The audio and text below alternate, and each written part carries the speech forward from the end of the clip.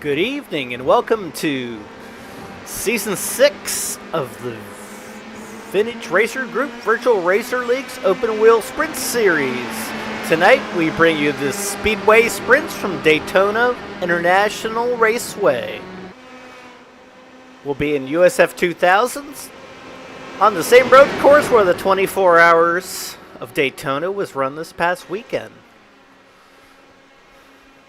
Tonight, our format is a practice session followed by a 3-lap qualifying session and two 20-minute sprint races. I'm Jim Karamanis with the VRG. Enjoy some action, and we'll be back with you very shortly.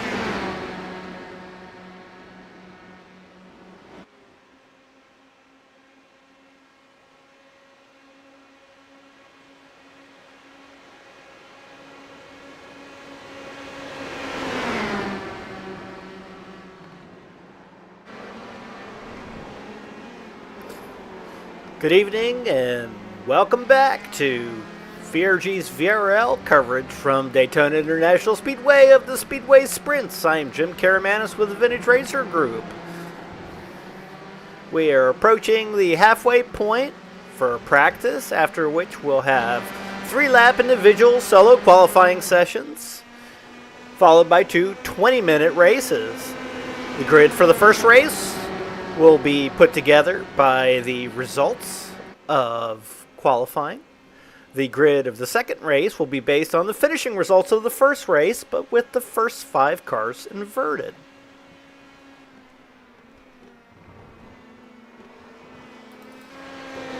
Matt Barber currently leading the timesheet at a 1:54.858.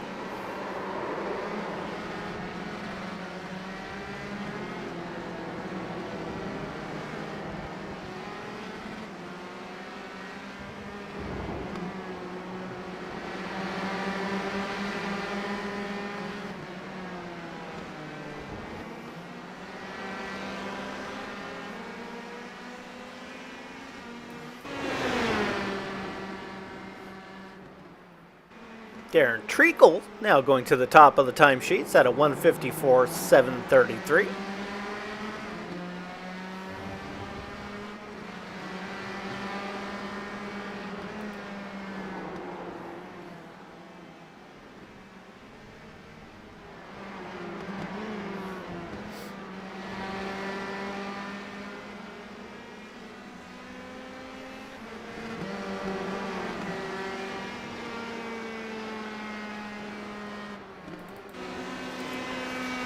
Jim Graziano from New York currently third on the timesheets at a 1:55.186.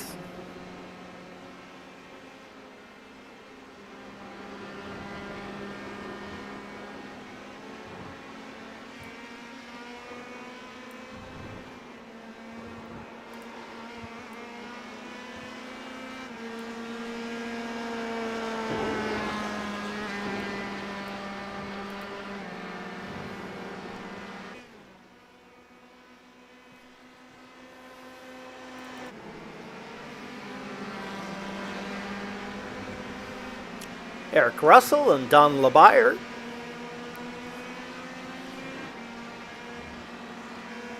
making their way through the infield horseshoe section.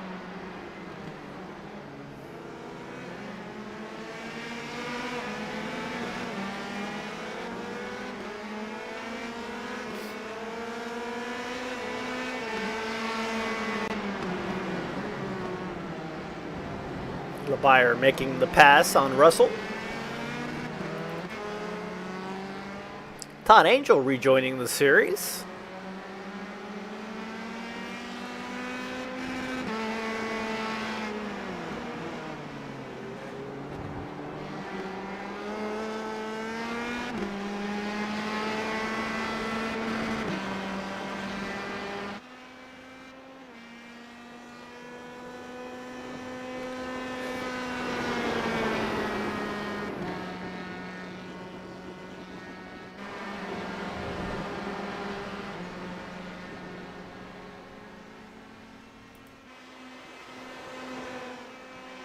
Mike Kelly on track.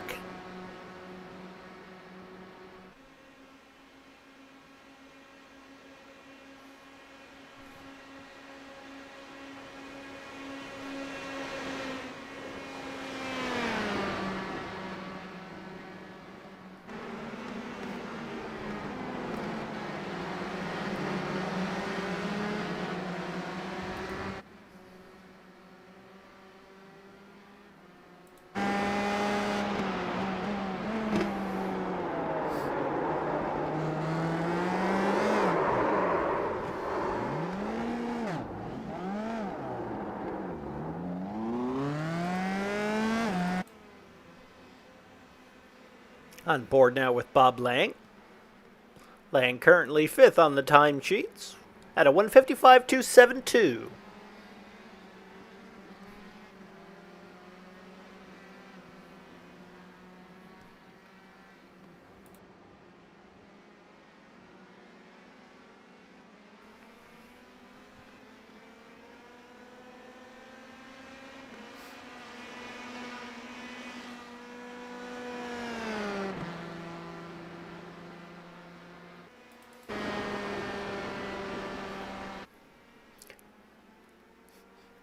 VRG Vice President John Wood currently in 6th position at a 155.617.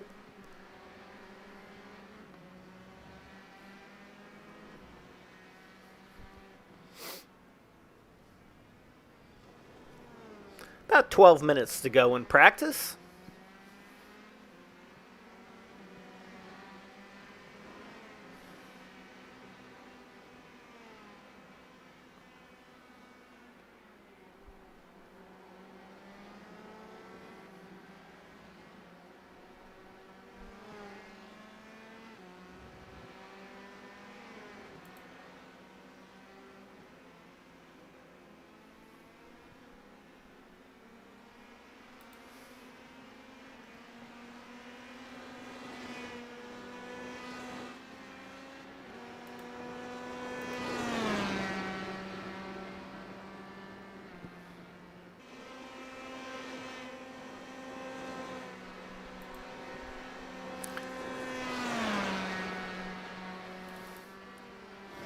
Stefan Vappa goes to the top of the timesheets at a 153.123.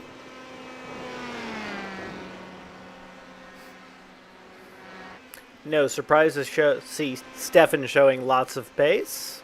He is currently the point leader for the season.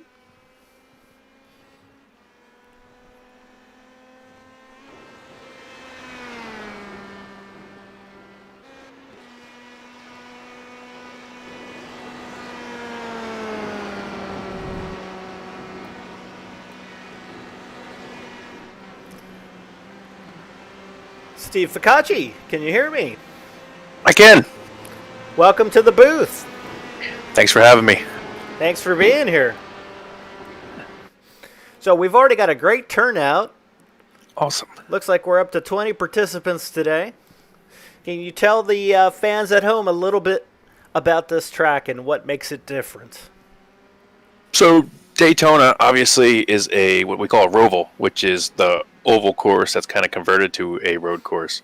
And the difficult part about it is because there's so much, banking and open space, is you typically trim the car out so the car doesn't have a lot of downforce in the road course side.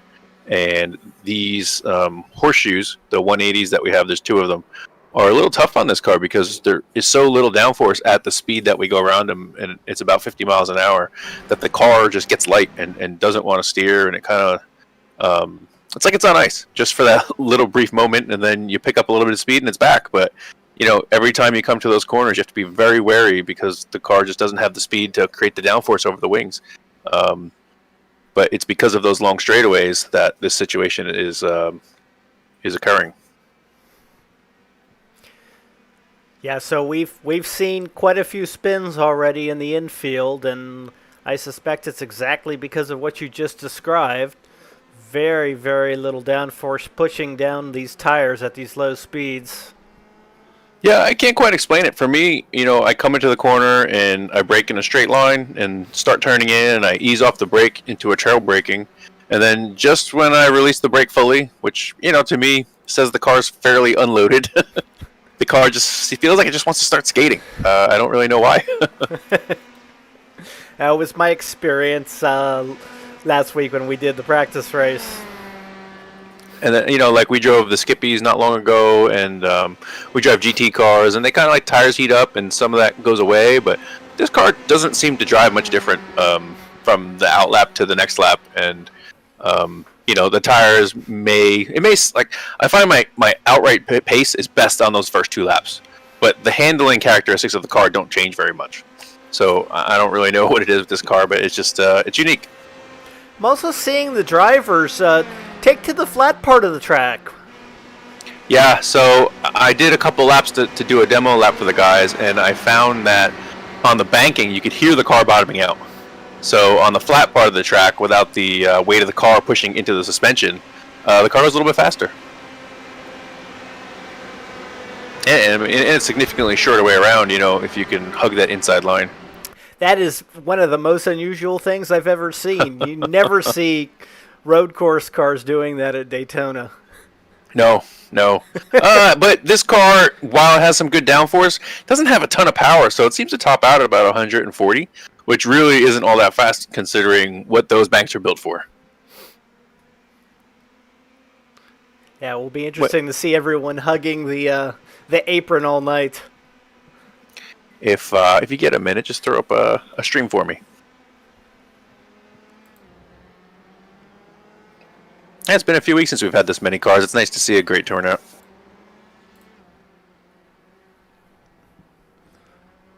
Yeah, I don't think we've seen this many on track, gosh, at least since the GTE days. Maybe GT3 even. Yeah, I enjoy the Skippy. You know, I don't know if that scared a few guys away, but it's something I enjoy, so I was surprised we didn't have more then. This car is similar. It's a little bit faster, but has the downforce, which the Skippy has none of. Yeah, the Skippy seemed to go faster when you knock the wings and splitter off of it.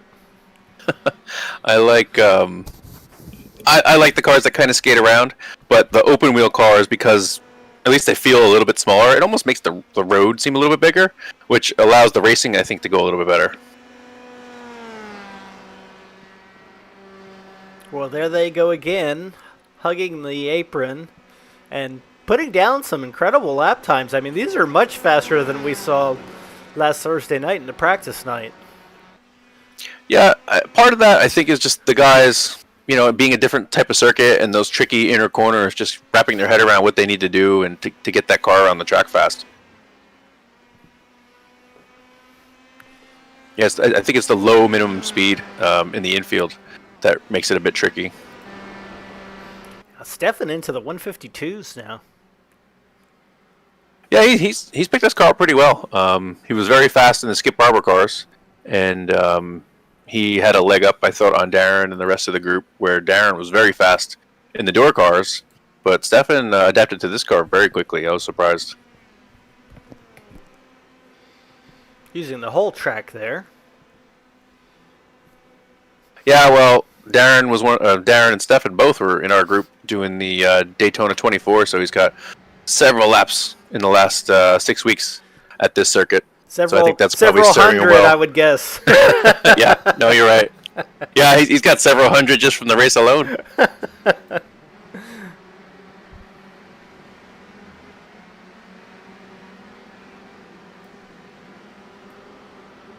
Actually, I think I might have some special cameras here from that race. Let me see. Yeah, we've got a little drone cam where we can follow the cars around.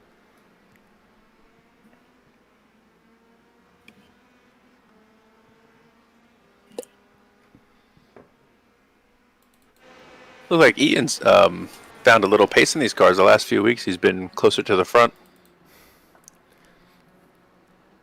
Yeah, Ian running a low 154 now. A little quicker than he would be running on this track in his Mini Cooper, I suspect. Although, in my opinion, Duckworth looks a lot cooler. Yeah, these cars have that airbox on the side. It's kind of odd. I mean, I find it odd.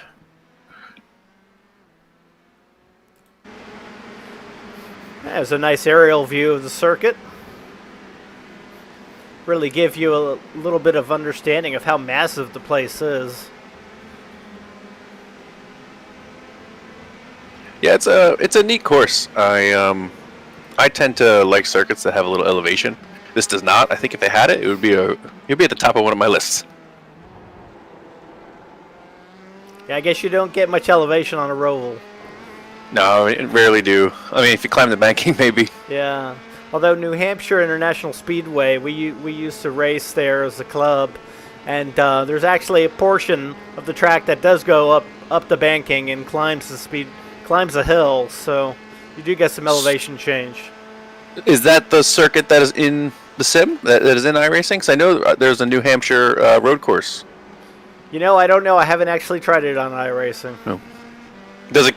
If I remember, I've never driven it, but I saw a video once, and I believe it goes outside the oval. That's right. Does that sound right? Yeah, that would be correct. So Mac's in the top 10. Mac has recently made some major upgrades to his rig. Jumping into the world of VR, yeah. World of VR, updating his steering wheel, and it's showing in the results here. Yeah, I made, I don't want to say huge leaps, but definitely leaps when I switched to VR and upgraded my wheel. It's you get, you know, we're missing a lot for that the real racers don't have. You know, you don't have the G's on your body and things like that. So um, anything you can add is going to help you. And the direct drive wheel, or any improved wheel, is going to give you a little more detail. Let you know what the car's doing. And for me, the VR, just the spatial awareness. It improved my braking because now you're seeing things in a 3D space versus on the 2D screen, and just I was able to drive more organically, just in a more natural kind of way, which I really am looking for.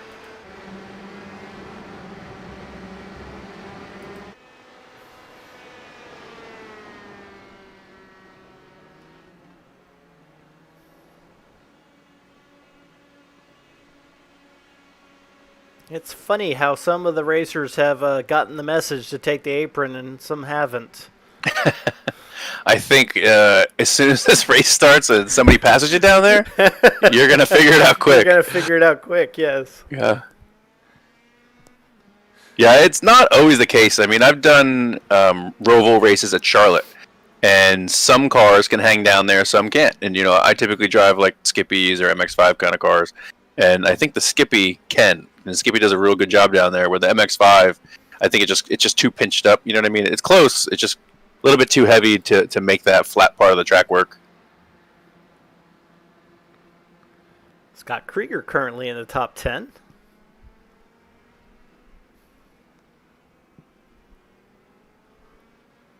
Yeah, I also that's turn 6 on Daytona, and that I find very tricky. It's very wide. You would think it's fast, but it's bumpy, and we're not really going to see it on the TV here, but the drivers can feel it when they go through there, and it's very hard to put the power down early like you'd like to with that long straightaway in front of you to get through there fast.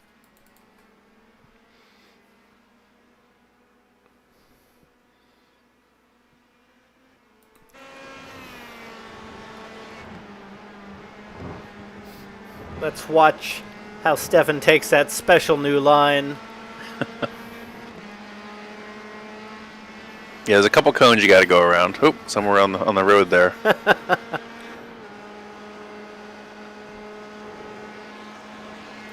I didn't experiment crashing into the cones. If this car's on the older damage model, things like cones were pretty harmless. But on the newer damage models, they'll take out your front wing or the damage your steering. So I don't know how this current version is going to treat that. Well, practice is over. Now we're going to jump into qualifying. These are single car qualifying sessions. John Wood taking to the track.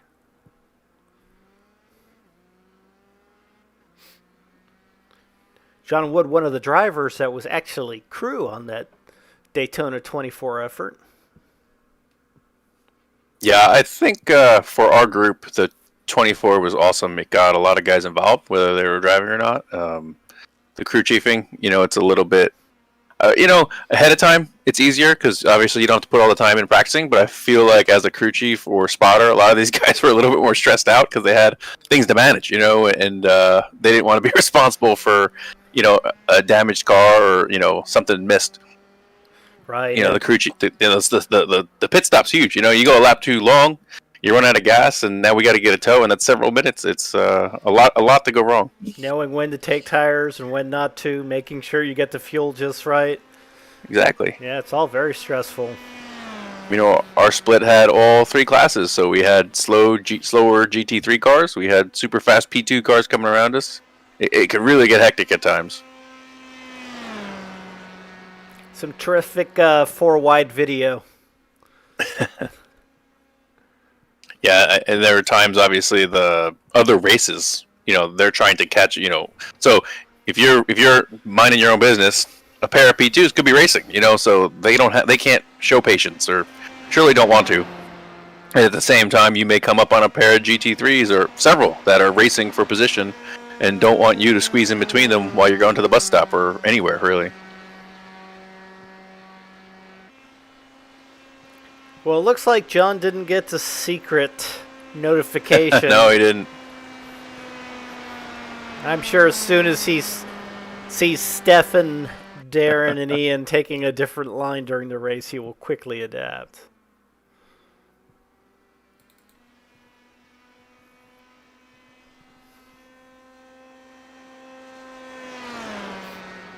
Actually, it looks like Ian's not really taking much of an alternate line, and I want to say he was top 3. So that's interesting. Well, that's NASCAR 1 and 2, I guess you would call it.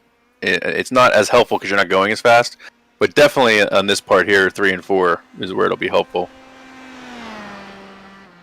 It looks like he's staying up there. Yeah, he's keeping to the oval, and his times were pretty quick.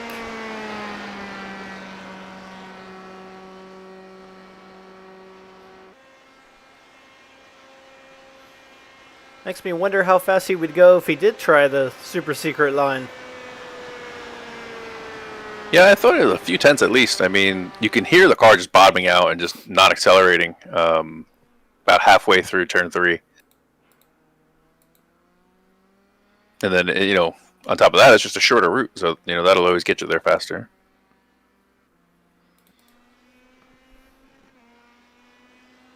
It looks like Stefan went inside those cones. Yeah.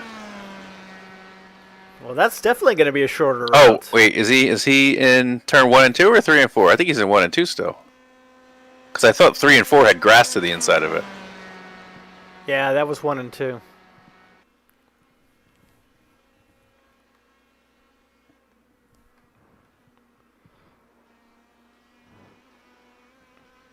I wonder if he got away with that one. Looked like he touched the grass a bit there. Yeah, it's close.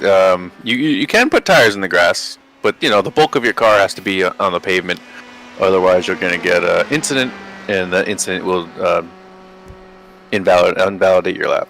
Well, it looks like Matt Barber is the first to set a time. 1:55.614. Mike Buttrick with a 1:57.3. Rob Hines leading the timesheets now to 1:54.3. Stefan goes 1:52.592. No surprise there. Darren Treacle 1:53.260. Within a half second. Darren did not do the practice race last week. Yeah, I think he skips out and has another league. Yeah, other commitments. Yeah, he has some other commitments. He likes driving that big car that we see at the bottom of the screen right now, that we have all nicknamed Godzilla.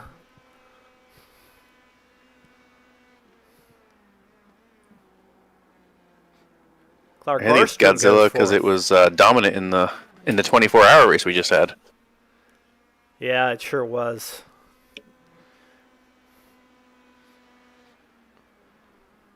We thought we were in great shape with the Porsche, and then balance of power happened.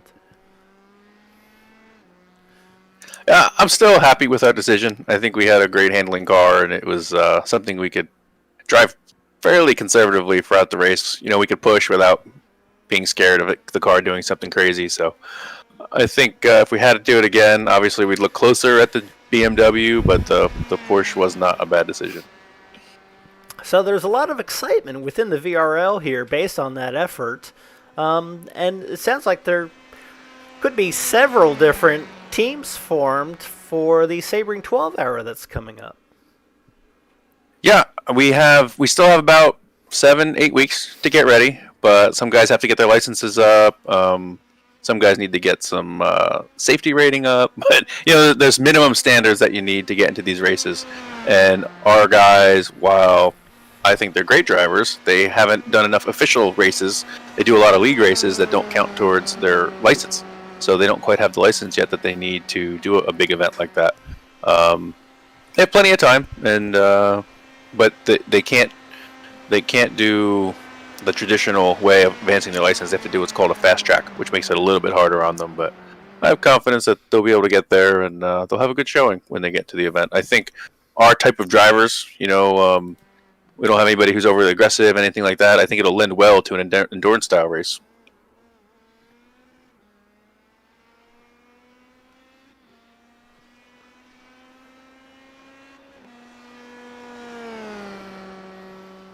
Matt Barber's figured out the apron, hasn't he? Someone's been watching a Steve Ficacci video. I hope so. I hope everybody watches them. I mean, I do. I make them just for these guys. Well, Mike Kelly's up to third. Let's see what he's doing. Oh, yeah, he's tucked down low. Row right through those cones. Oh, yeah, he didn't even hit one.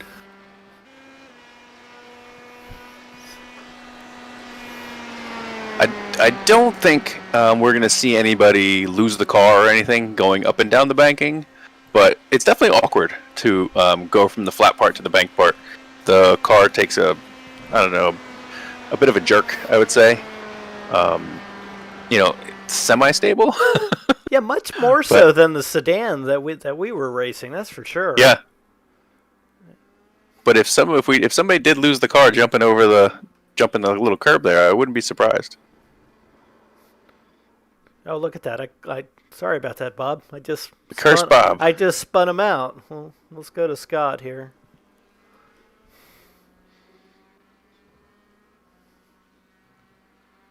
Yeah, the exit of turn 1 is definitely a spot that you have to be careful of. The middle of both of these horseshoes, right where Scott is right now. Oh, and you see he gathered it. Oh, almost. Yeah, so easy to do that. I mean, you get into a tank slapper there. There's not a whole lot you can do about it, especially in this car with no downforce. Yeah. And the car doesn't have a ton of power, so if you definitely don't want to lift. You know what I mean? It'll kill all your momentum on the straightaway. So Todd's been away for a while. He's been busy with work, and I guess he's been too busy to paint the car. But it's good to see him out here. Let's go on pure white. Well, he'll stand out. Mike Buttrick returning to the series. Good to have Mike back.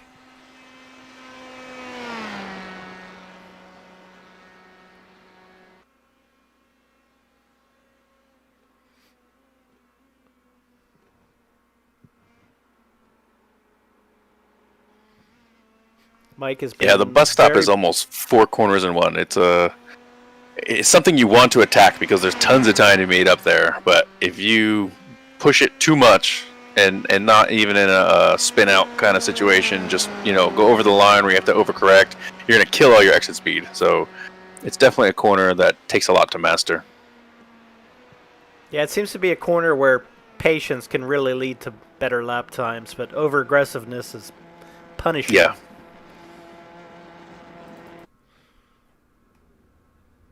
Oh, looks like Carlos is beached.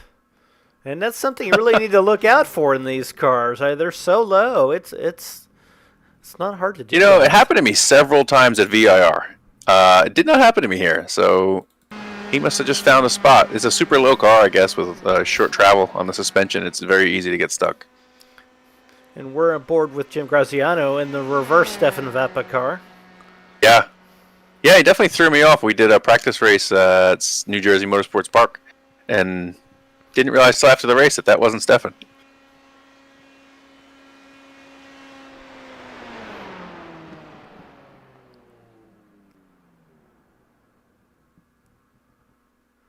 Well, I think we're coming towards the end of qualifying here. Although I'm surprised we're not seeing more guys out there practicing still. Well, if you've completed your laps, they won't let you reset to the pits. So you can stay out there, but if you, like as you saw, get beached after your time expired, you're not going to be allowed to get another car and exit the pits again. Don't beach it. Yeah, you just gotta let the car just keep rolling until you find a nice flat spot. Usually close to the track is where the curvature is that's going to get that car stuck.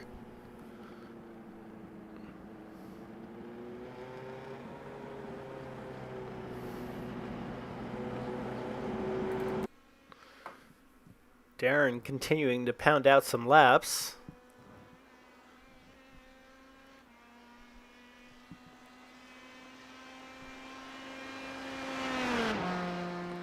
Looks like Darren is trying the banking now to see if it's any faster.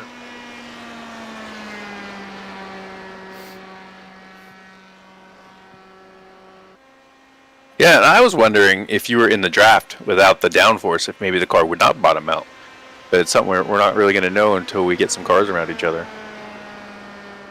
Well, everyone can't fit on the apron, so it's going to be very interesting to see what happens. Yeah, these long banks, I think we're going to get a bunch of drafted, and it'll be exciting for sure.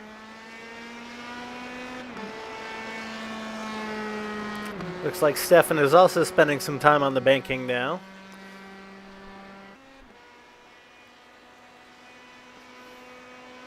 Boy, and he's over a second faster than Darren. That's quite a bit compared to last week at New Jersey when they were running almost identical lap times.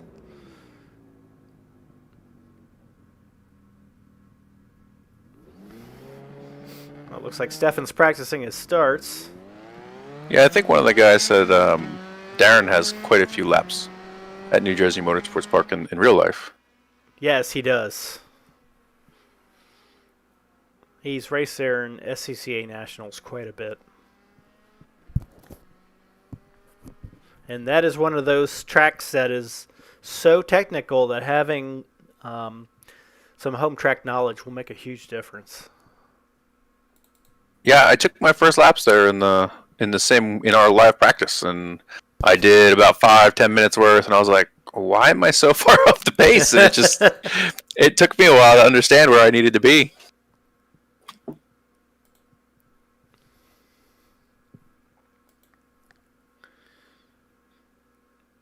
Well, we're waiting for timing and scoring to load our grid.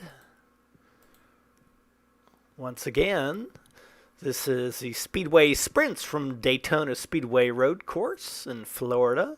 We are the Vintage Racer Group's Virtual Racer League. I am Jim Karamanis, joined tonight in the booth by Steve Ficacci. Yeah, I think we're going to have a good race. The banking should give us some draft, close up the pack a little bit. It's just whether or not we can survive the turn one and those horseshoes. They're just so slick. Well, I do hope we get 20 cars on track. I see Mac and Kurt didn't get any times, and I'm hoping they just had some X's. I mean, they're limited in qualifying to 3 laps, so if they don't get a clean lap within 3, that could happen. It does look like they were both on track, though. Yeah, it could be a little strategy as well. Maybe they're choosing to start in the back and not be in the middle of the pack if they don't feel confident around cars. So they may just choose to lay back a little bit and see how everything unfolds in front of them. All right, looks like we got a grid. Starting on pole, Stefan Vappa.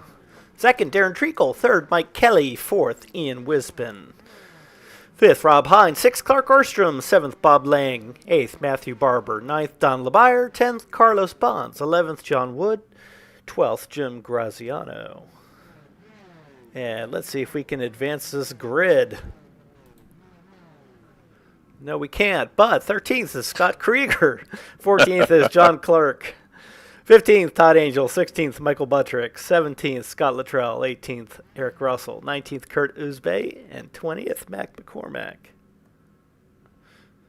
I'm noticing a lot of the guys are on the banking, and typically when I start this car, it's a little bit slower, but I just put the car in first and use the brake. But if you drop the clutch on the banking, you're very, very easily going to be pointing toward that outside wall.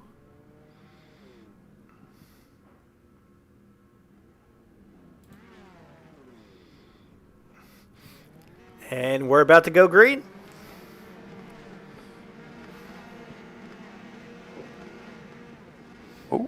Oh, and some guys getting very sideways. Oh, and we've got some argy-bargy all the way at the back. But Stefan gets away cleanly. Mike Kelly getting the jump on Darren Treacle. They're side by side. Looks like Mike is going to give it up, though. Darren slides by. Looks like Rob Hines had a big off.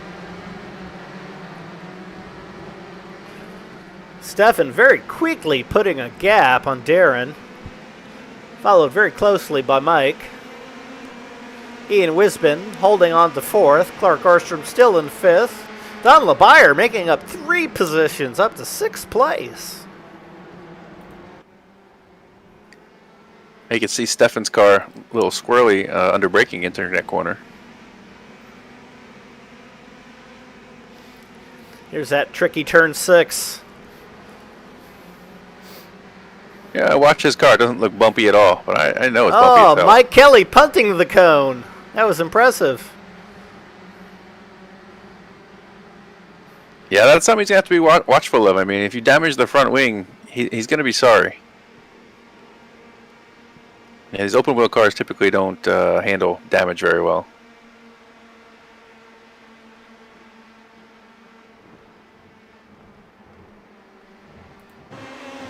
I wonder how many of these racers are wondering why the hell everybody's on the apron right now.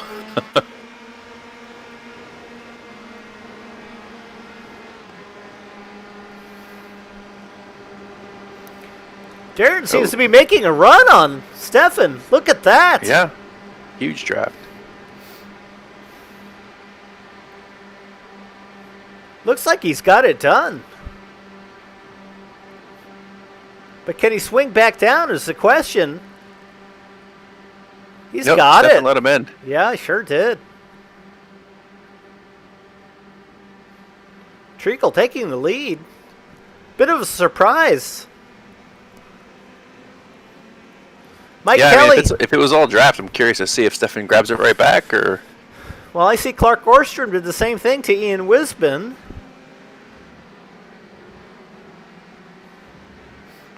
Jim Graziano and John Clerk both moving up many, many positions. Mac McCormick gaining 5 positions. Started from dead last. He's currently in 15th.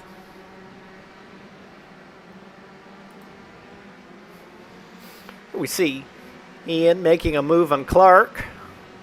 Don LeBayer not too far behind. Let's see if we can watch their line. Ian keeping it in tight. But no one's staying on the... Oh, they're taking some very different lines here. Look at that. Ian staying on the banking. Clark is down low, and he's pulling away.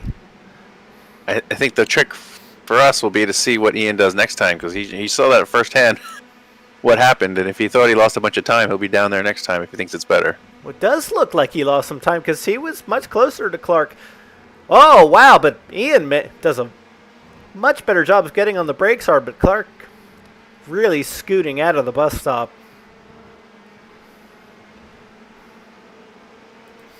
Let's back up a little bit. Let's see what Jim Graziano and John Clerk are doing. They're both keeping low. Bob Lang and Scott Krieger keeping low. Scott Krieger jumping up onto the banking to make the pass. But boy, you saw the car jump when he pulled onto the banking. That's a dangerous move, actually. I'm actually surprised he was able to pull it off, because my experience was that the car kind of stalled out as you got faster on the banking and the bottoming out. See him be able to pull ahead and use that is neat to see. So could be something to use later in the race when we're all racing to the finish. Mike Buttrick up to 12th position. Oh.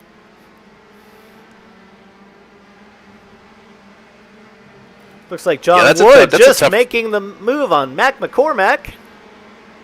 I was gonna say turn 1's tough, finding that apex. If you don't have quite a bit of laps here, just knowing when to turn in. There's not a lot of good reference points.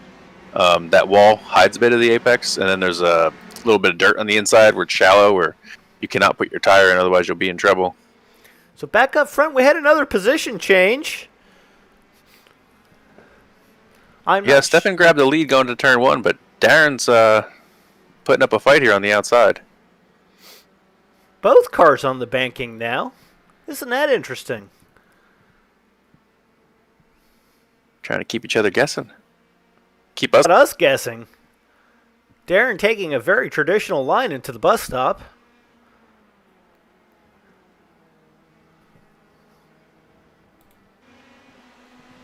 You've got a good gap on Stefan. I'm curious to see how much this Stefan gets back. Is Stefan still in the draft is the question. They're both keeping to the speedway now.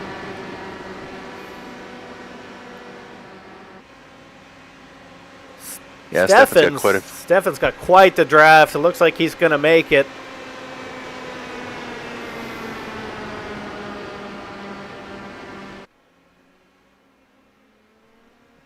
Hey, and he's made the pass.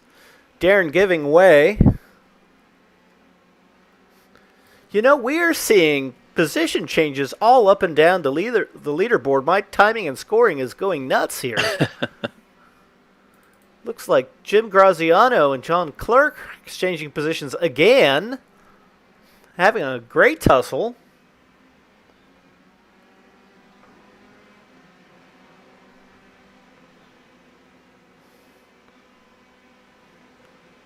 Nice group of cars here staying close together.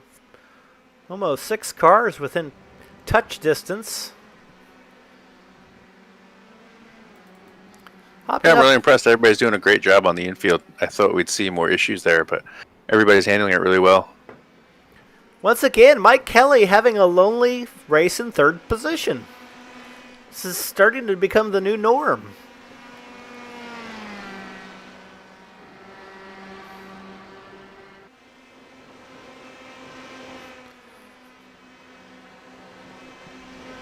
Well, Treacle going back to the lead.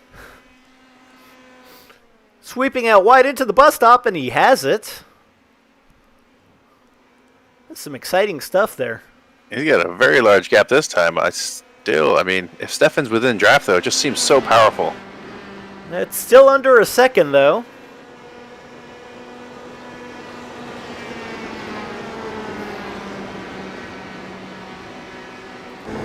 On board with Stefan. Looks like he's been too busy driving to pull a windshield tear off.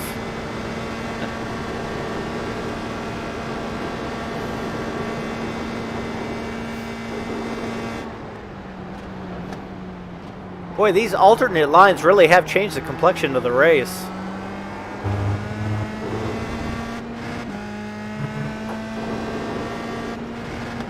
Yeah, you can see the 3rd and 4th place cars aren't terribly far behind. I mean, if these guys bobble a little bit and allow those guys back in their draft, I think we can have a multi-car, more than 2 car anyway, race to the lead. Mike Kelly about 3.5 seconds back from this battle. Stefan is there. Very different lines going into 5. Well, Darren scrubbing off some speed. That's going to help Stefan. Stefan in the meantime saying hi Mom and hi Dad. So if the Vappa family is watching, hello. I'm sure they are. They always watch our Virtual Racer League races. Yeah, what else do you have to do on a Tuesday? It's great entertainment.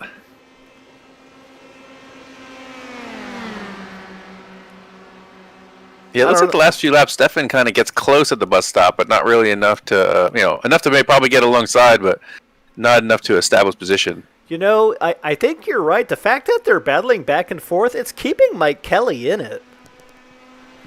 He's within striking distance. Yeah, it would just be like a mistake or two on these guys, and he'll be right there. Yeah. I tell you what, this is awfully stressful. I'm glad I'm in the booth tonight. I think these guys will be more stressed when they get the reverse grid and have to work their way through some traffic. Man, it looks like Darren's pushing him. Yeah. Clark Orstrom and Don LeBire have been exchanging positions as well. Don LeBire taking it from Orstrom again. Oh, and Don just lost it. Oh, Clark too. They must have had an incident. Let's see if we can get a replay of that. Both taking to the speedway, entering turn 1. Oh. Oh, just got together. That's just a racing incident. I'm not sure what happened to Don, though. He must have just sent him off after that. That's too bad.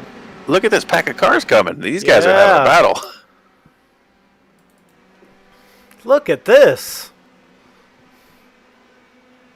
John Clark, Jim Graziano, Ian Wisman, Bob Lang, Mike Buttrick, and John Wood are all glued together.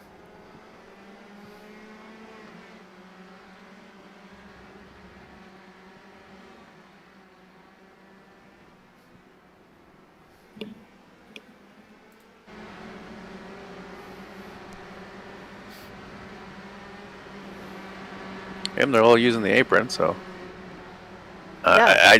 I'm pretty confident that's the fastest way around. Although I'm not sure why Stefan and Darren aren't using it. Ian's sticking to the high side. I've not seen him drop underneath those yellow lines yet. Well, Stefan and Darren going at it again. Stefan taking the low line this time. Seems to have the pass pulled off. No, Darren's drafting back around the outside. Darren's keeping it close. They've both hit that wall now, and their speed is just identical. Darren gives way. These two, they fight hard. Stefan went wide. Look at that. Very smartly, though, does not try to block Darren. These two are both so polite to each other. Live the fight again. Oh, no! Darren lost it. Oh, wait a minute. Stefan's wheel's fixed. Stefan lost his wing momentarily, but it's back.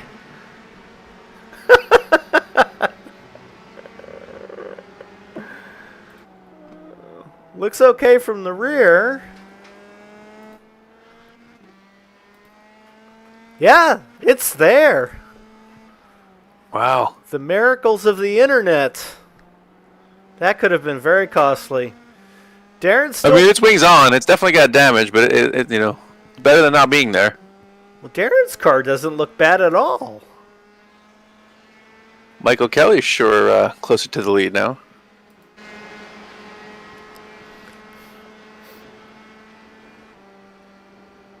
Yeah, Darren's car looks fine too.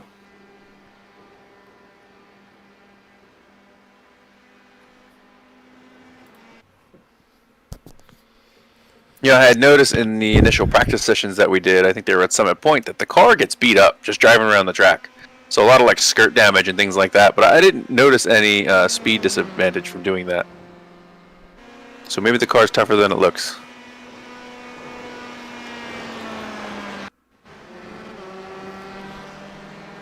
Mac McCormack with an incident. Let's see if we can pick it up here.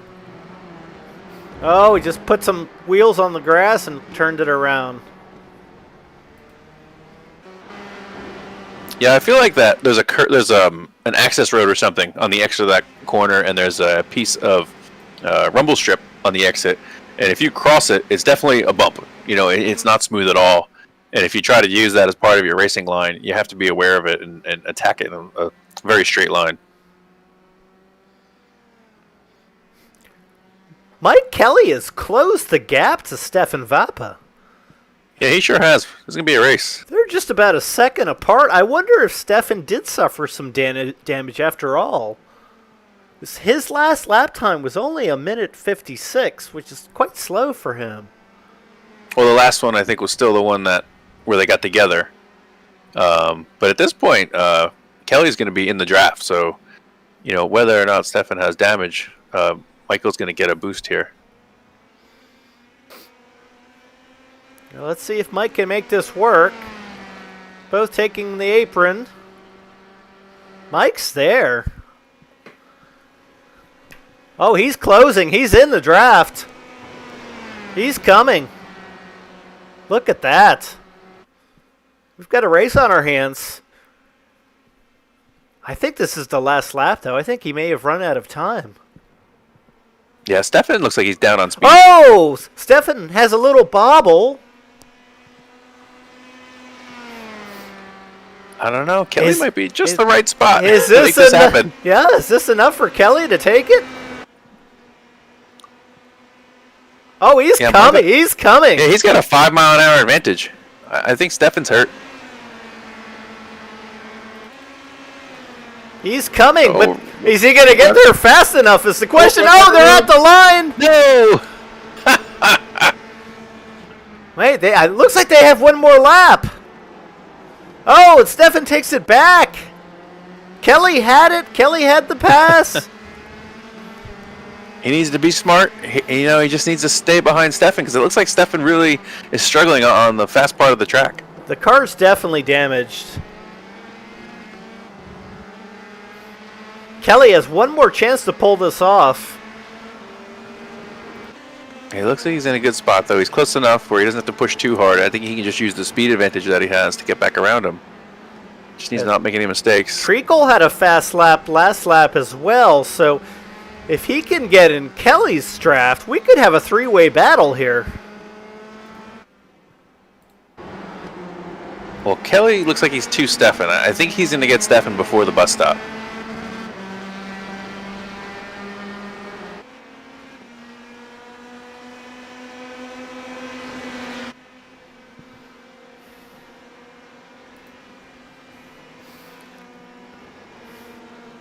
Mike's there.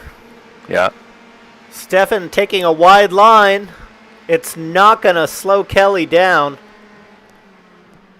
Mike has it. Curious if Stefan's car, even though damaged, could do something in the draft. Nope. Not happening. Well, the gap is increasing, but here comes Treacle. Here comes Darren, yeah. Darren might be able to get Stefan before the line. Oh, yeah, he's going to get Stefan before the line. I don't know if he can use Stefan's draft to kind of leapfrog him up to Mike Kelly.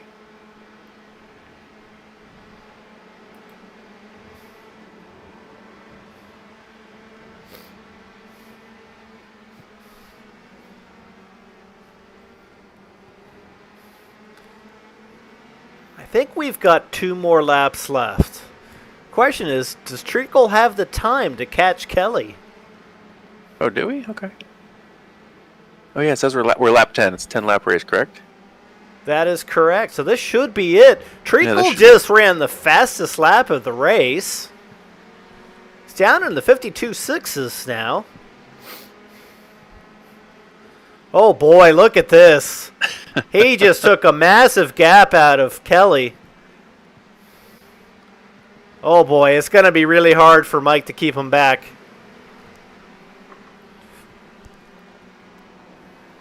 So, I think if I was Darren, I wouldn't pass him yet. I would just hang on. You know, I don't want to get in front of him in the bus stop because I don't want to get drafted back by. So I think the smart thing to do is just kind of hang where he is and then get him out of the bus stop. I think that's what he's doing. That's exactly what he's doing. Yeah, Darren's a veteran. He's just hanging right with him. Look at that. He's taking a wider line so he can get a good run through the bus And stop. Stefan's right there. Stefan is right there now, too. I don't think Stefan's car could draft even this close. You know, Kelly had a good run from there.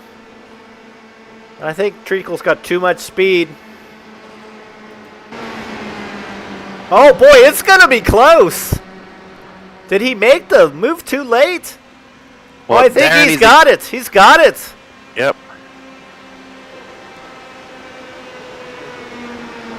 I think they've got another. Oh no, that's it. That's it.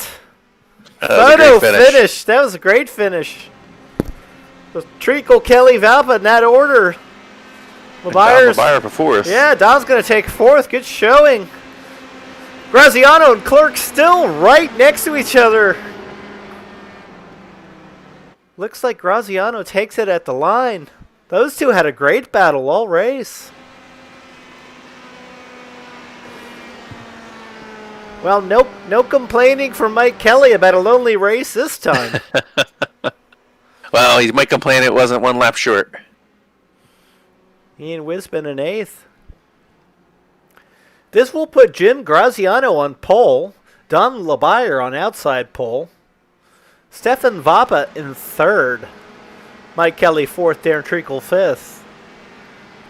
I'm going to say Stefan's going to be the favorite with that lineup. It'll be fun to watch.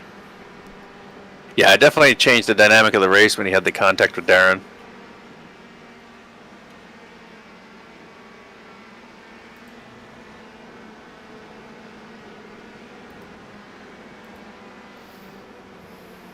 Yeah, so it's less than half a tenth of the finish line we had for the lead.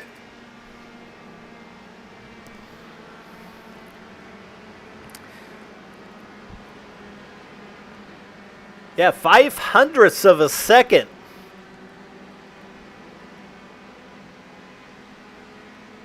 And Stefan was just a half second back from the lead himself. Amazing stuff. Yeah, I mean, Darren made the mistake in turn 3, and Stefan got him. But I think just the nature of it, Stefan got him with the front of his car, which is obviously super important to the aero. And Darren, I guess, came out of it mostly unscathed. Darren still had the speed. I think he got hit in the side of the car. So here we go, race 2. Graziano on pole, LeBayer second, Stefan Vappa third, Mike Kelly fourth. Fifth is Darren Treacle. Sixth is John Clerk. Seventh, Bob Lang. 8th, Ian Wisman. 9th, John Wood. 10th, Scott Krieger. 11th, Matt Barber. 12th, Michael Buttrick. 13th, Todd Angel. 14th, Carlos Bonds. 15th, Clark Arstrom. 16th, Mac McCormick. 17th, Eric Russell. 18th, Kurt Osbey. 19th, Rob Hines. And 20th, Scott Luttrell.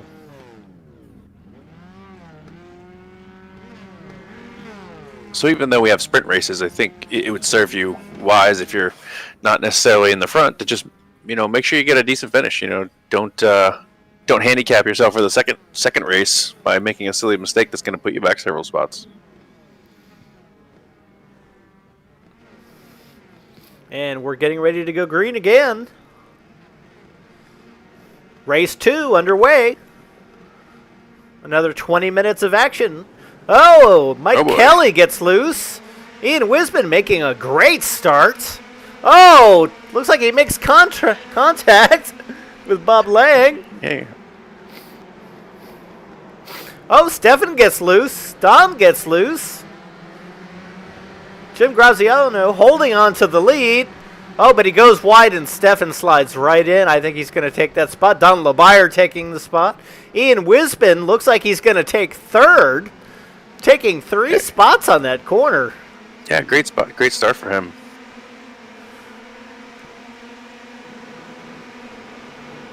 Treacle back in 4th. Graziano falls back to 5th. Kelly back in 6th. Ian graded 8th for this race. Yeah, he's already up 4 spots. Clark Orstrom is already up 5 spots. Looks like Treacle just took Ian. And here come the alternate lines. Yeah, Ian's still using the banking. He's the only one. Yeah, he's the only one.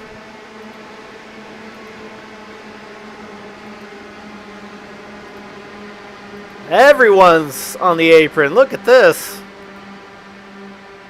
Monkeys. Yeah, I just did a quick look, and Ian does not go any faster or slower on the banking, but just being a longer way. He's carrying just the same speed as everyone else, but it's being a longer way around. He's got to be sacrificing a few tenths. Well, it looks like Darren's about to make the move on LeBayer.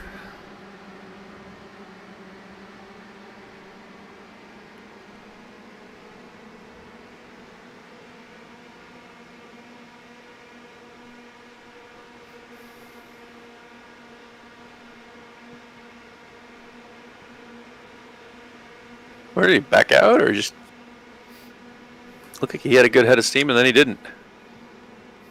Ooh, LeBayer went into that corner hot. He's got it now. Wisman hanging around in 4th. Oh, he drops back to 5th.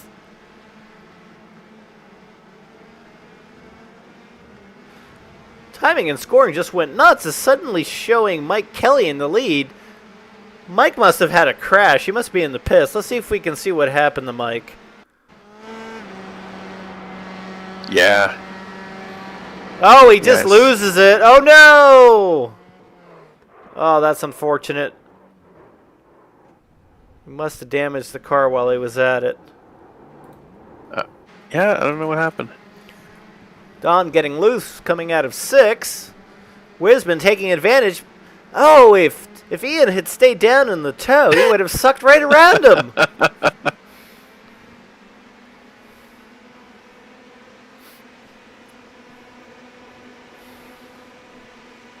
Well, he should be able to catch a draft of him off him now. I don't know if there's enough room.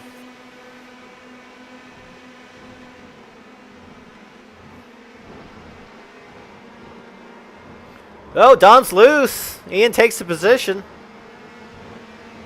Ian brakes. Well, at least he kept it off the wall. Vapp and Treacle still playing for the lead. Kelly clicking down the timing and scoring now. He's obviously sitting in the pits. Plummeting. Treacle is coming. And we've got a race once again between these two. I think Darren just ran our fastest lap of the night. 151.8. We haven't seen anyone in the 51s yet. Oh, Stefan goes awfully wide there, but he makes it stick. Look at how many battles going on up and down the field. Look at this clump of cars. Impressive. This is some of the closest racing we've seen ever in the 6 seasons of VRL. Honestly, I wasn't expecting too much from this track combination. Just like I said, I knew that some of these corners are real tough. Just sometimes they feel like ice, so I didn't think we'd have that kind of close racing. But it's obviously not a problem for these guys.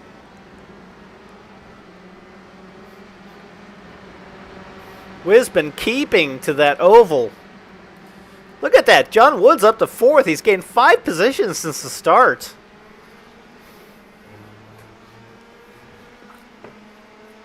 Yeah, behind him, Matt Barber. Started 11th, up to 5th. Yeah, these guys all taking to the banking now. It's interesting. Graziano hanging on, and surprise, surprise, John Clark right behind him again. These two having a great battle all night. Bob Lang right behind where he was in the last race, and Scott Krieger right behind him again. Yeah, that's something I enjoy about league racing, is that you end up racing around the same guys week after week. You find people of your own skill level, and you get to know them. You get to know their driving styles. Russell and Buttrick having a nice little tussle.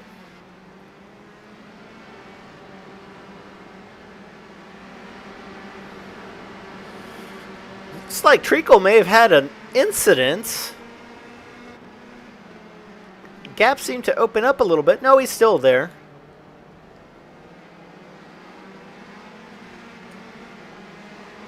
Bob Lang and John Clark exchanging positions. Oh, Mike Kelly back on track. There won't be a second place for him this round, unfortunately, but I bet he'll stay with the leaders now, though.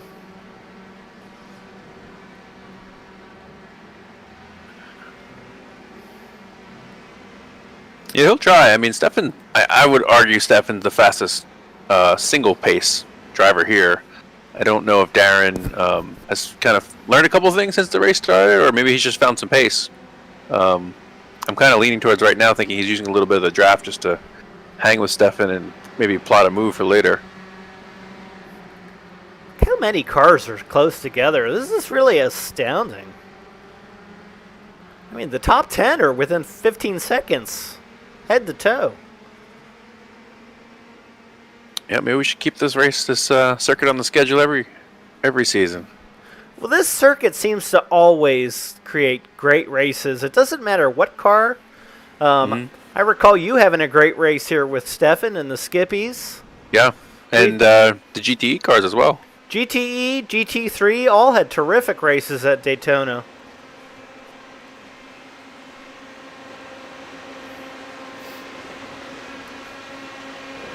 And the draft doing its trick again.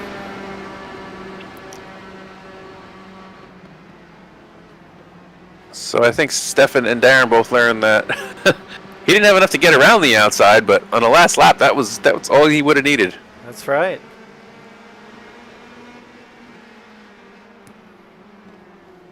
You know, so if I'm racing Stefan and I don't think I have the pace, I'm not necessarily going to want to just follow him, because if I make a mistake and that gap gets too big, I won't be able to make it up. So I think if I was in Darren's shoes, I would keep trying to get in front of Stefan, because if you're not going to fall behind if you're out front. Right. So, I mean, that's kind of where I would be. And if I was Stefan, then I really would just kind of run my, run like regular laps, let Darren go around me, whatever he's going to do. Just try not to show my hand too much until maybe those last 2 laps.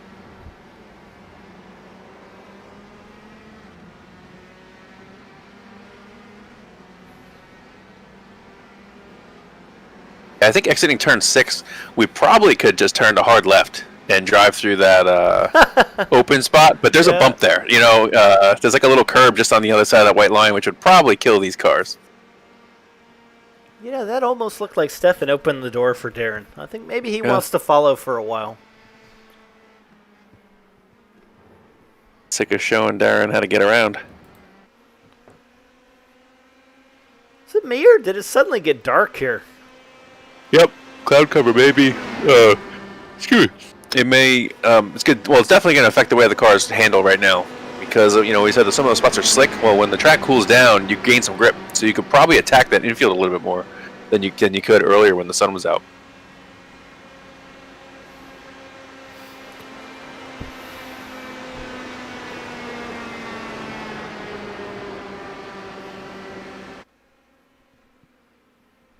You know, I think after watching that, Stefan might be content to just follow Darren.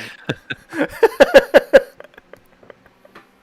Yeah, like, you know, once again, assuming Stefan is a little bit faster and just raw pace, it's a little bit frustrating to always be that lead car and just, you know, maybe make up a little bit of time and then just see it disappear when you get to the straightaways. But I just feel, you know, being out front, if I'm Stefan, is better because if for whatever reason we hit a lapped car in the wrong spot or, you know, Darren bobbles, maybe I could break that draft.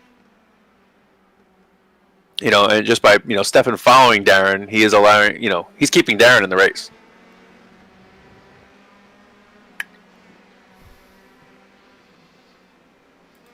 hopping back, Jim Graziano and Bob Lang still tussling. Look at this group. Ooh, we have 6 cars there. John Clerk, Carlos Bonds.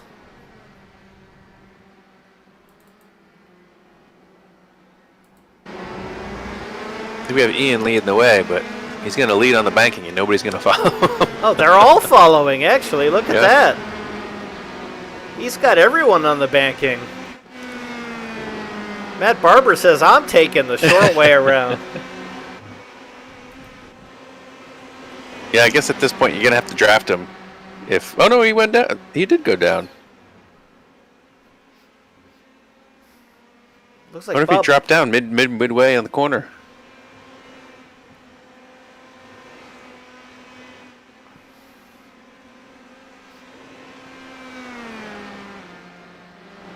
Yeah. John Wood keeping on the banking, as is Ian. Oh, looks like Darren just lost a position in turn 1.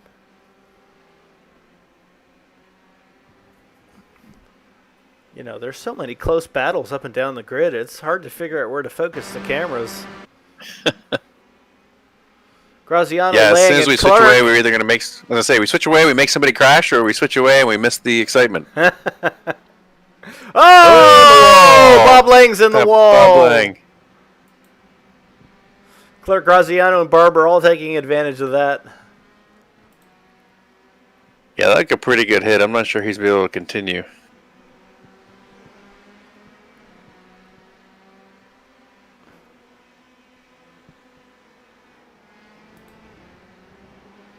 Boy, Graziano and Clerk still right next to each other.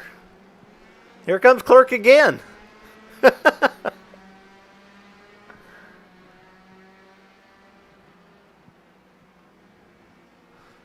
Yeah, I think Lang's definitely suffering. LeBayer just went by him.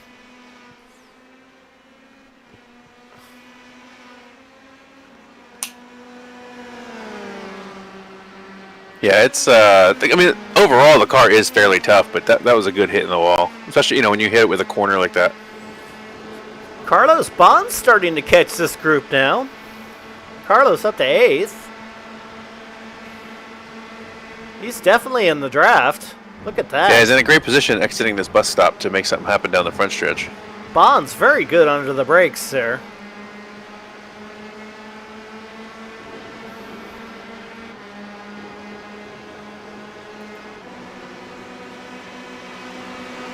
Oh, Treacle's back in the lead. No, Vapa's back in the lead.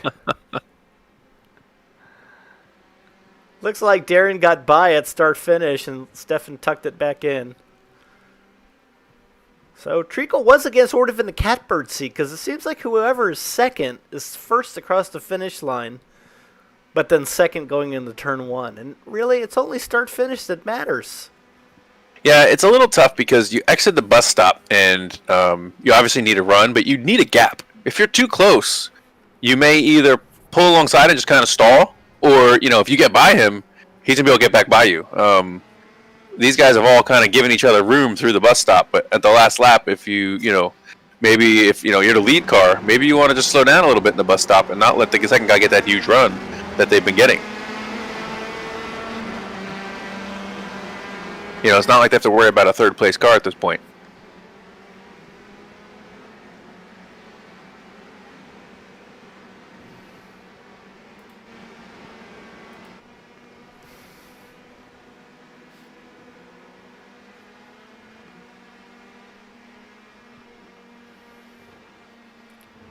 Yeah, they've sort of retreated back to the traditional line, haven't they?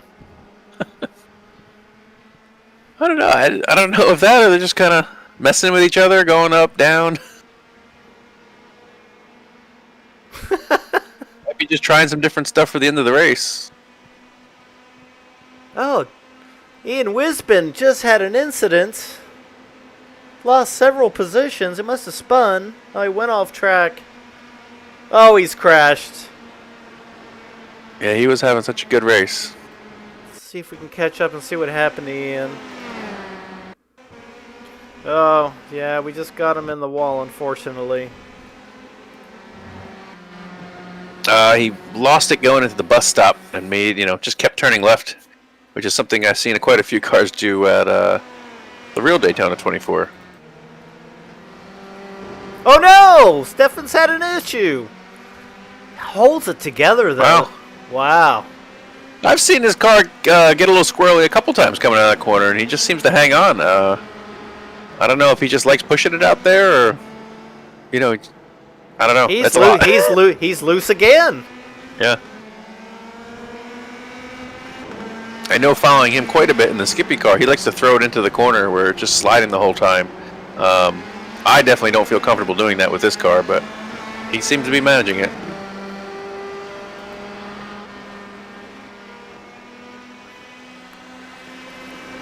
Steve, I feel like we've been here before. Yeah, I don't know. I think Darren's got some experience what to do here. Stefan was robbed of it last race with a damaged car, but one lap to go. I'm not really sure if Darren wants to be in front, behind. Maybe he could take him now and hope Stefan gets it back, or hell, I mean, you could just lift entering the bus stop, and the guy will have to go around you. I mean, there's so many options because they have a gap. They have room to play.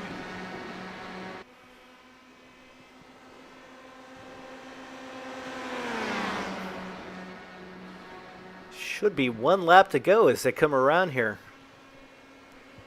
Once again, if I were Treacle, I don't think I'd be trying to make this pass right now, and I don't think he is. He definitely slowed down. He was very abrupt about it, so he's definitely going to ride. This is final lap here. I mean, they got a 13-second gap to play with, so... I mean, if I'm Stefan, I'm almost thinking I'm just going to park the car in one of these corners. I'm just going to have no choice but to go around me.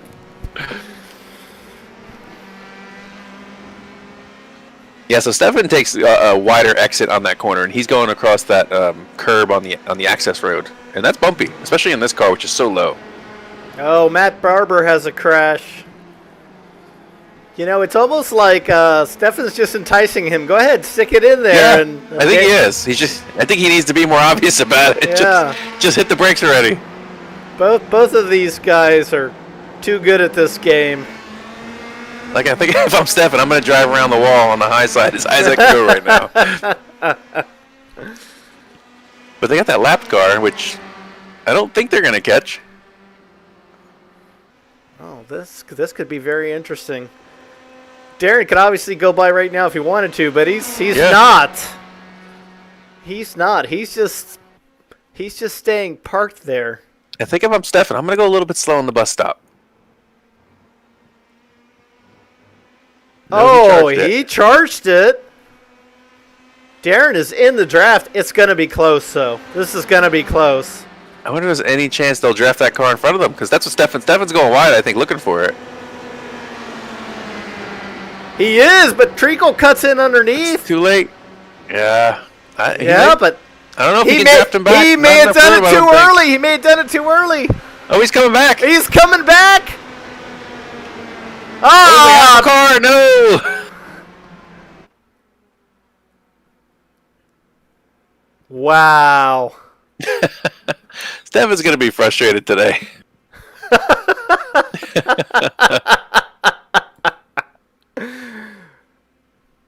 0.03, even closer than the last one. Treacle sends the fastest lap, and he wins both races. And I guarantee that, once again, he just sent it. John Wood in third. Carlos Baez in fourth. John Clerk in fifth. Oh, he gets by Graziano, who finishes sixth this time.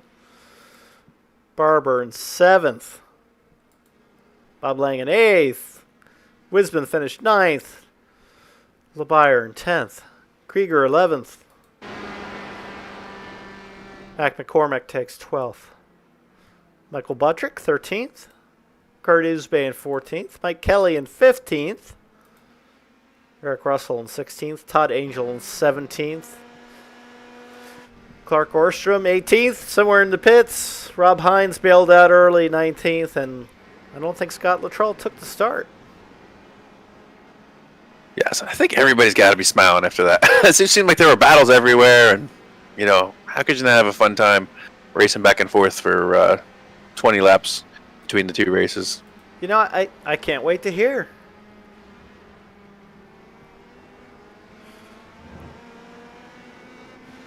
Well, give us just a few minutes, folks. We're going to let our drivers get out of their driving suits and get some water, and we'll see if we can pull some of them in the booth with us here.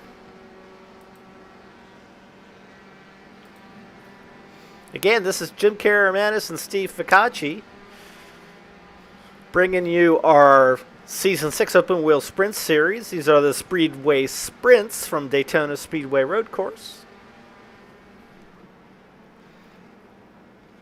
And our drivers are starting to gather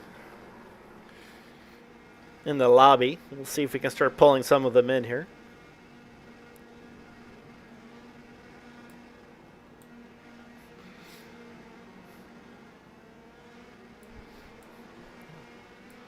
And we've got Treacle and Wisbin and John Clerk with us in the booth. Let's see if we can find Stefan Vappa. Hopefully he'll want to join us tonight. Sounds like there's some Smash Up Derby action happening on track.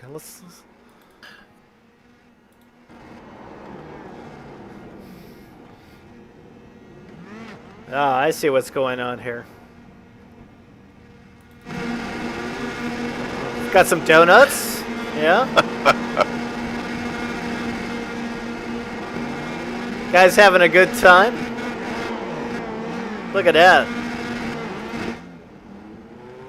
Is that the one car's got no front, no back? Yeah. Kurt Isbay has no front or back here. All right, let me see if I can turn down the volume here from all these guys horsing around. So let's see. In the booth now, we've got Darren Treacle, John Clerk, Stefan Vappa, and Ian Wisbin. Darren, let's start with you. An exciting night. 2 victories. Talk us through it. Yeah, it was fun. It's a lot more fun in the draft at Daytona than when you're by yourself. But I didn't know if I was going to even stand a chance because of Stefan was turning such good times in practice and qualifying. I think he was like a second or more ahead. But the draft helped keep me in it. I just, just stuck there with Stefan, and we did have a little contact. Unfortunately, I started to lose the rear, and Stefan just nudged me just a little bit, which damaged his wing a little bit. Not much, just enough that it slowed him down on the banking. But I think he hit my tire, so it didn't affect me really any. And I was just able to catch back up and draft by. Stefan was kind of sitting duck because his wing was injured, and Mike Kelly was right there with us. And then the second race, it was just a matter of getting through the traffic, which was a little dicey at the beginning, and then playing a little cat and mouse with Stefan, and he he tried to get me so hard to pass him with like 3 laps or 2 laps to go. And I didn't do it. I think one time he hit the brakes or something, I don't know, on the banking, and I hit the brakes. I was like, I'm not doing it. I'm staying right here. If I mess up, I mess up. But I want the draft because that's my only shot. It was quite an entertaining chess match. Yeah. Oh, man. But anyway. So, Stefan, I'm going to guess you're not quite as excited about how this worked out. Talk us through your night. Well, it was really interesting. It was really interesting. And you say chess match, I'm going to go with crapshoot. I had pace. I had, like he says, my qualifying lap was more than a second faster. But there's nothing you can do. Within a second, he can draft back up to me by the time we get to start finish. All he has to be is within a second.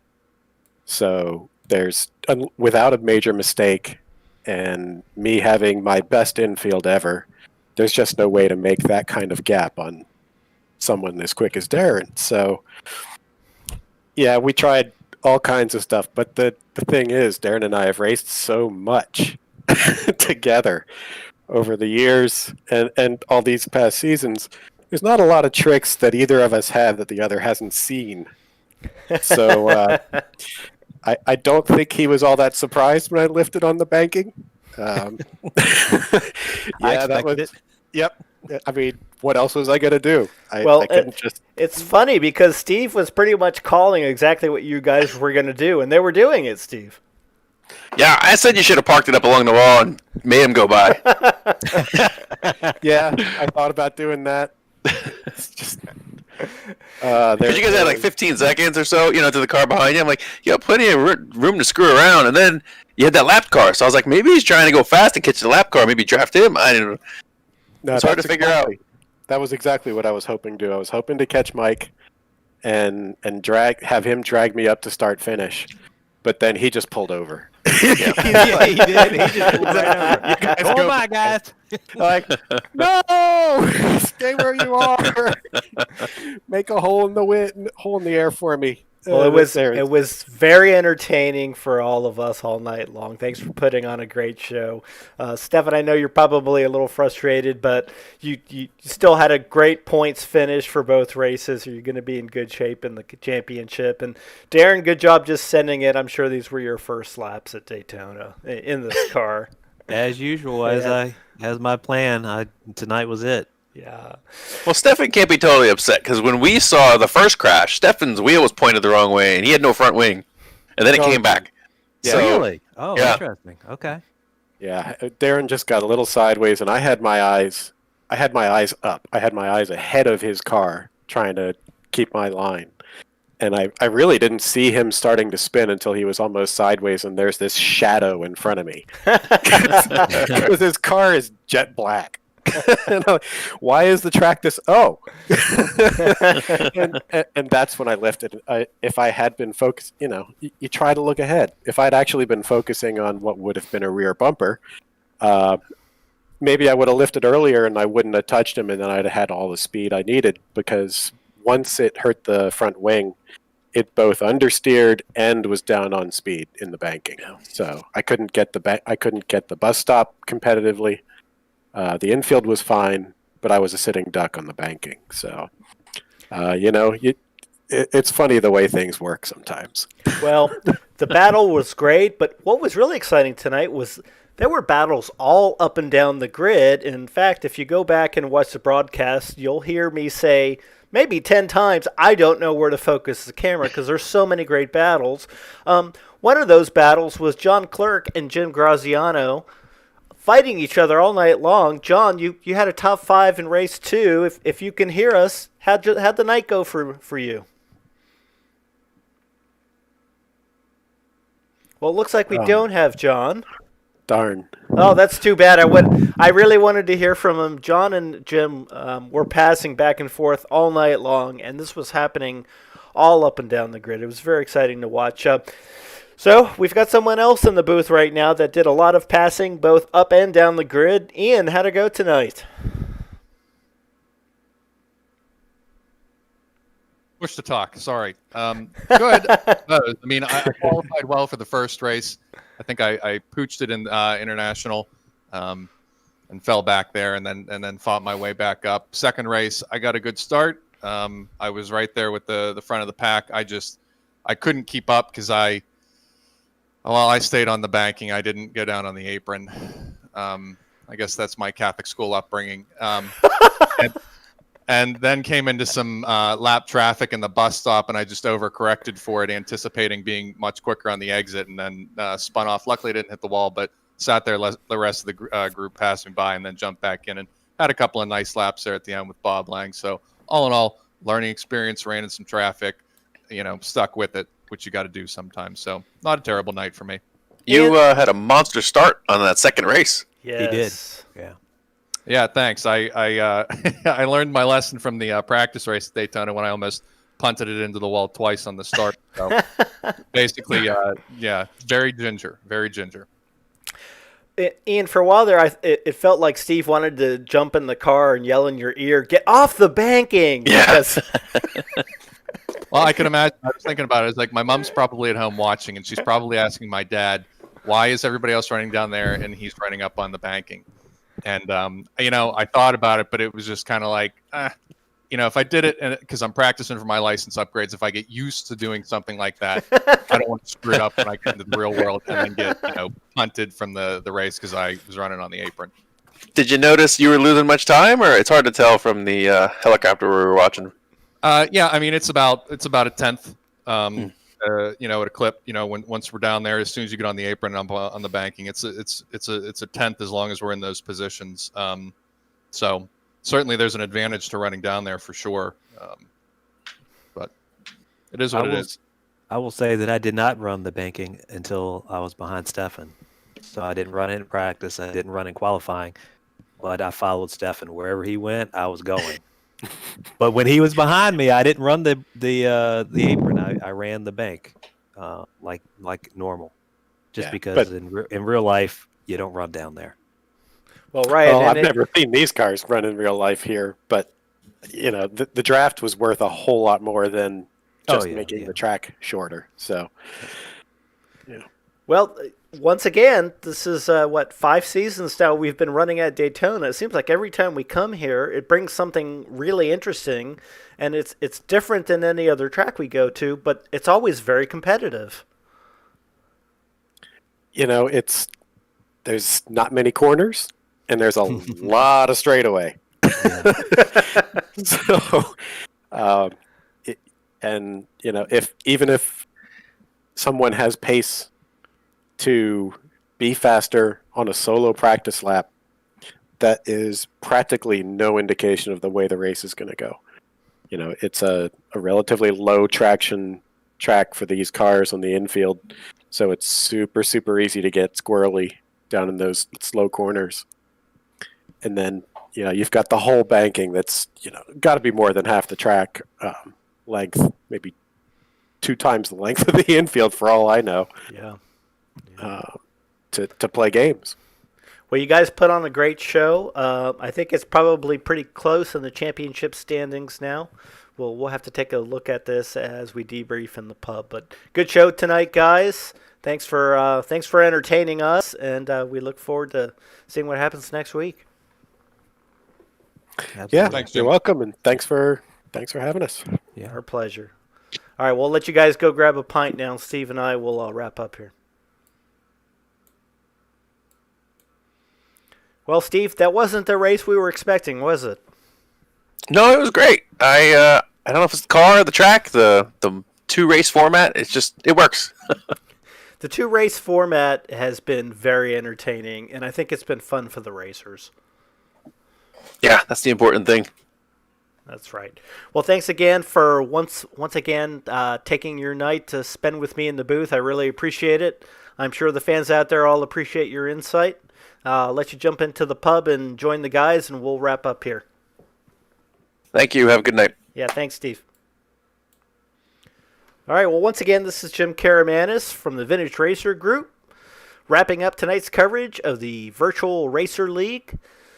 This was our Season 6 open wheel sprints at the Daytona Speedway Road Course. Next week, we will be at Lime Rock Park for the Connecticut Classic. Join us at the same time next Tuesday night, 8 p.m., for some more VRL action. Thank you for watching.